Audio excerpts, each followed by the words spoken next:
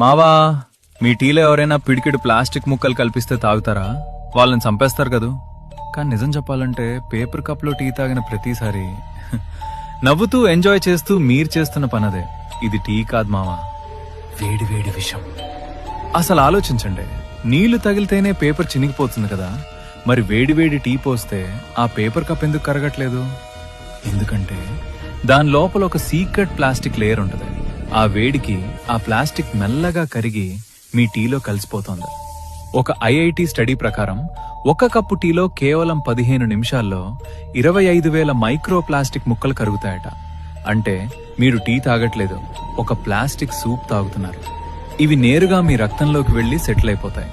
దీనివల్ల gas trouble వస్తే హ్యాపీనే, కానీ ఇది తెచ్చేది క్యాన్సర్ మరియు మగవాళ్ళలో పిల్లలు పుట్టకపోవడం వంటి సమస్యలు.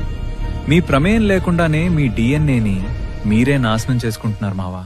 స్టైల్ కోసం ఆరోగ్యాన్ని తగలబెట్టుకోకండి. దయచేసి గాజు గ్లాస్ మాత్రమే వాడండి. ఈ నిజం తెలియక ఇంకా పేపర్ కప్ వాడుతున్న మీ ఫ్రెండ్స్ కి ఇప్పుడే షేర్ చేయండి.